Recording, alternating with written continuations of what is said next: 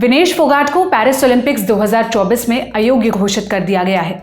ऐसा उनका वजन मानकों से 100 ग्राम ऊपर पाए जाने के चलते किया गया।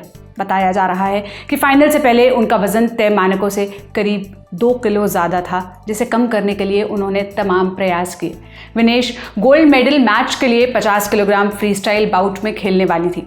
इंडियन एक्सप्रेस की रिपोर्ट के मुताबिक 6 अगस्त की रात को विनेश का वजन मानकों से करीब 2 किलो ज़्यादा था, जिसे कम करने के लिए उनके हाथ में जो कुछ था उन्होंने किया। बताया जा रहा है कि वो पूरी रात नहीं सोई, दौड़ लगाई, रस्सी कूदी, साइकिल चलाई, बाल तक कटवाए, लेकिन यह सब नाकाफी साबित हुआ।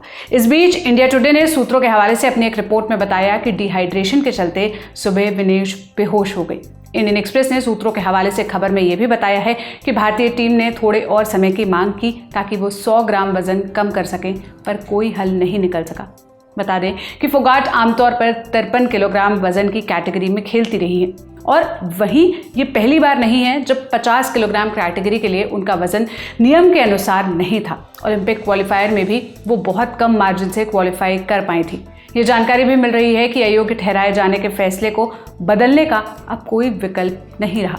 नियम की माने तो वजन के मानकों पर खरे न उतरने पर खिलाड़ी को आखिरी स्थान पर रखा जाता है। मतलब ऐसे मामले में उसे कोई मेडल नहीं मिलता, यानी इस ओलंपिक में विनेश को कोई मेडल नहीं मिलेगा। इससे पहले अगर वो फाइनल मुकाबले में जीत भी नहीं पाती तब भी उन्हें सिल्वर मेडल तो मिलना तय था। विनेश फोगाट ओलंपिक्स के फाइनल में पहुंचने वाली पहली भारतीय महिला रेसलर बनी थी। वहीं फाइनल में वो अमेरिकी रेसलर सारा हिल्डेब्रांड से गोल्ड मेडल के लिए मुकाबला करने वाली थी। ये भी बता दें कि हिल्डेब्रांड के खिलाफ विनेश का पुराना रिकॉर्ड अच्छा रहा है। ऐसे में गोल्ड मिलने की उम्मीद विनेश समेत तमाम भारतीय कर रहे थे। अब ये वजन को लेकर नियम क्या है जिसके चलते विनेश को डिस्क्वालीफाई किया गया, आइए ये समझ लेते हैं।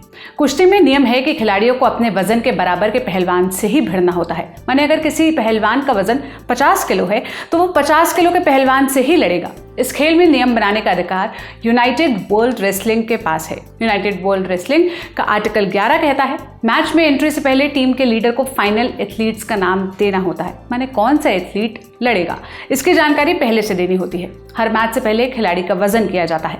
वजन का ब्यौरा मैच से एक दिन पहले 12वें घंटे माने दोपहर के 12 बजे तक जमा कराना होता है। अपनी वेट कैटेगरी के अलावा दूसरे वेट कैटेगरी में पहलवान से मैच नहीं होता। रूल के मुताबिक जो एथलीट वजन के अनुरूप नहीं होता उसे प्रतियोगिता से बाहर कर दिया जाता है। इसके अलावा यदि कोई एथलीट पहले या दूसरे दोनों बार में भी वजन नहीं करवाता तो भी उसे अयोग्य घोषित कर दिया जाता है। साथ ही उसे बिना कोई रैंक दिए अंतिम स्थान पर रखा जाता है। 6 अगस्त यानी मंगलवार के सुबह विनेश का वजन किया गया तो उनका वजन 50 किलोग्राम ही था। दिन में उनका वजन बढ़ने की संभावना थी क्योंकि उन्होंने 3 बाउट लड़े। सेमीफाइनल में जीत के बाद भी उन्हें स्किपिंग करते देखा गया, जिससे यह अंदाज़ा लगाया जा रहा था कि उन्होंने अपना वजन घटाने के लिए रात भर मेहनत की है। पर जब सुबह उनका वजन किया गया तो 50 किलो से 100 ग्राम ये ज़्यादा निकला।